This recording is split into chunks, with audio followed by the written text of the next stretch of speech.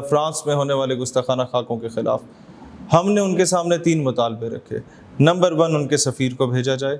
Number 2 OIC کا اجلاس فی الفور بلایا جائے ناموس رسالت کے معاملے پہ. نمبر 3 پاکستانی ریپریزنٹیٹیو اقوام متحدہ میں یہ معاملہ ریز کرے.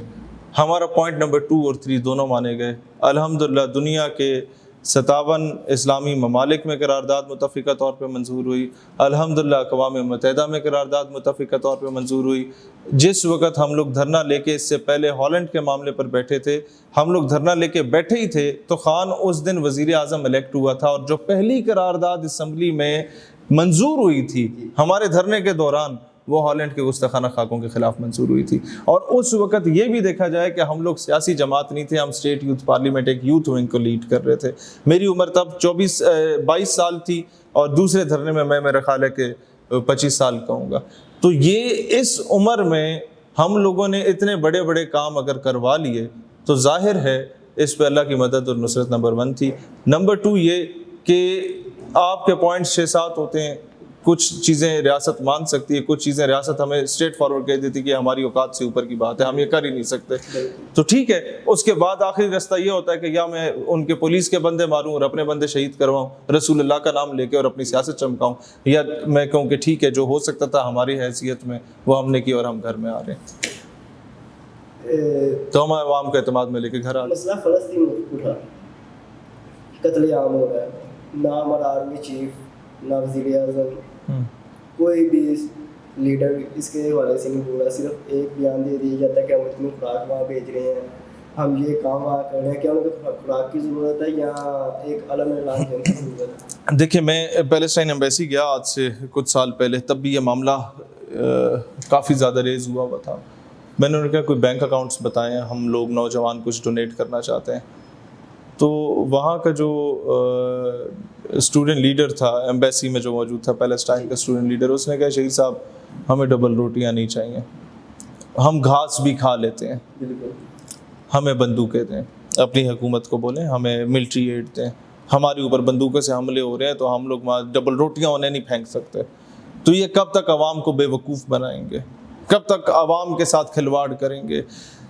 تمام 57 اسلامی ممالک کے نیشنل ڈیز پر لکی ایرانی سرکس لگتا ہے, جس میں ٹینک بھی آتے ہیں, توپیں بھی آتی ہیں, بندوقیں بھی آتی ہیں اور جہاز بھی کرتب دکھاتے ہیں لکی ایرانی سرکس کے جانوروں کی طرح. لیکن وہ جہازوں کا رخ کبھی فلسطین نہیں گیا. یہ 57 اسلامی ممالک کے مردے بیٹھے ہوئے ہیں, یہ وہ بغیرت بیٹھے ہوئے ہیں کہ ان سے ایک مطالبہ ہم نے کیا ہے کہ اگر 57 اسلامی ممالک UN پیس کیپنگ فورس میں ڈبل تنخواہیں لینے کے لیے جا سکتے ہیں جی, تو القدس پیس کیپنگ فورس کیوں نہیں بنا سکتے؟ اگر آپ ساری مسلم افواج عرب بادشاہت کے ایک بادشاہ کی بادشاہت کو بچانے کے لیے آپ اسلامک ملٹری الائنس بنا سکتے ہیں, تو وہ اسلامک ملٹری الائنس القدس کے لیے کام کیوں نہیں کر رہا؟ اسماعیل ہانیہ شہید ہو گیا, ان بغیرتوں کا بیان 2 دن کے بعد آ رہا ہے, اس کے بعد آپ آ جائیں اس پہ دیکھیں, اس پہ ہم گرفتار ہوتے ہیں, اس پہ ہمیں روڈ ایکسیڈنٹ میں مارا جاتا ہے, جو مرضی کیا جائے. جہاں 40,000 بچے شہید ہو گیا وہاں ایک اور بندہ مارا جائے, کوئی اس پہ مسئلہ نہیں ہے.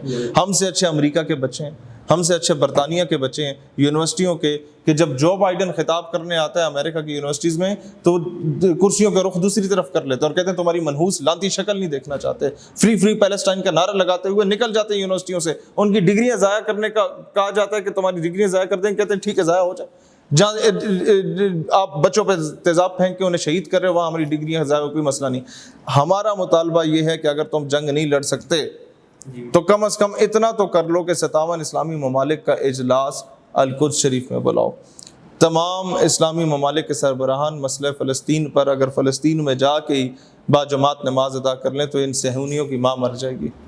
آپ یہ دیکھیں وہ کیا دھماکہ کر دیں گے ان 57 مردوں پہ, ان کی جرت ہوگی. اب جنگ صرف فلسطین کی ہے, وہ 57 اسلامی ممالک سے ڈائریکٹ جنگ اسرائیل نہیں مول سکتا. انہیں ایک بار یہ فیصلہ کرنا پڑے گا. 57 ممالک میں سے اگر خالی پاکستان میں دھمکی دے دیں, سر ہم اگر دھمکی دے دیں تو ڈیفینیٹلی اسماعیل ہانیہ کا یہی مطالبہ تھا کہ پاکستان اگر صرف دھمکی دے دے اسرائیل کو تو یہ جنگ رک سکتی ہے, یہ ظلم اور جبر رک سکتا ہے. لیکن حقیقت خرافات میں کھو گئی, یہ امت روایات میں کھو گئی.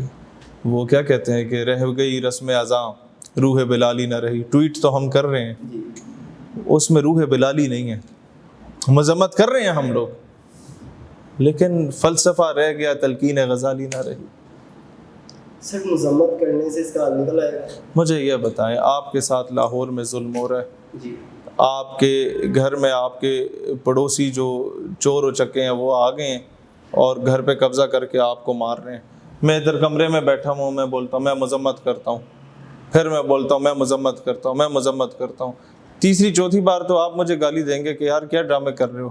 آؤ، جب تک تم شہیر آ کے ان چوروں کو گریبان سے پکڑ کے نہیں نکالتے باہر، تب تک تم میری عملی طور پہ مدد نہیں کر رہے، ڈرامے بازی کر رہے ہو۔ تو سر یہی کام امت مسلمہ کے لوگ کر رہے ہیں۔ دیکھیں، میں اور آپ جیسے غریب لوگ ہم مذمت کر سکتے ہیں، لیکن حاکم وقت بھی مذمت کرے تو جناب گاما بھی مذمت کرے، ماجا بھی مذمت کرے، نتھو پتو بھی مذمت کرے اور شہباز شریف بھی مذمت کرے۔ تو نتھو پتو اور شہباز شریف میں کوئی فرق ہے؟ صرف پاکستان میں مذہبی جماعت دھرنے کے لیے نکل آتی ہے، 126 دن بھی دھرنا دے دیتے ہیں، 2 ہفتے بھی دے دیتے ہیں، پولیس کی گاڑیاں سرے عام جلا دی جاتی ہیں، مار پیٹ ہوتی ہے، صرف اپنے مفاد کے لیے۔ ان کا مفاد پورا آتا ہے، وہ واپس گھر کو لوٹ جاتی ہے۔ کیا یہ مذہبی جماعت کے جو لیڈر ہیں اللہ کو جواب دینی ہے، پاکستان عوام کو جواب دینی ہے؟ دیکھیں، بات یہ ہے کہ یہ سوال آپ ان سے کریں، یہ ان کے دھرنے ہیں، ان کے احتجاج ہیں، اس کا بہتر جواب وہ دے سکتے ہیں۔ میں ہمیشہ سے آپ کو کہوں گا کہ ہمارے بارے میں ہم سے آپ ہمارے بارے میں پوچھیں، ہم نے کب کب دھرنے دیے، ہم نے کب کب احتجاج کیے، ہم نے اس میں کیا کھویا کیا پایا اپنے نظریے کے لیے، ہم اس کے جواب دیں۔ ہم کسی پہ تہمت نہیں لگا سکتے۔ آپ کی حکومت میں اگر یہ دھرنا دیتے ہیں تو کیسے آپ نے ٹریٹ کریں گے؟ جس موضوع پہ دھرنا دیں گے ان کا میں سمجھتا ہوں جمہوری حق ہے، کوئی بھی آج دھرنا دے بیٹھے۔ جمہوری حق ہے، لیکن پولیس کی گاڑیاں چلا دینا، کوئی جو دیکھے، اگر میں گورنمنٹ میں ہوں گا تو ریاست سے جو ٹکرائے گا اس کے ساتھ وہی کچھ ہوگا جو ریاست کرتی ہے۔ جو عمران خان کے ساتھ ہو گیا۔ دیکھیں، ریاست سے ٹکرانا پھر ظاہر ہے وہ تو افورڈیبل نہیں ہوتا، وہ ڈیپینڈ کرتا ہے ابھی خان کے ساتھ کیا ہو رہا ہے کیا نہیں ہو رہا، میں اس کو اس میں نہیں لاؤں گا۔ سانحہ 9 میں جو ایک باقاعدہ منایا بھی جا رہا ہے، آپ اسے کیا سمجھتے ہیں؟ میں سمجھتا ہوں سقوط ڈھاکہ 9 مئی سے بڑا آسانیہ ہے، ہمیں وہ منانا چاہیے۔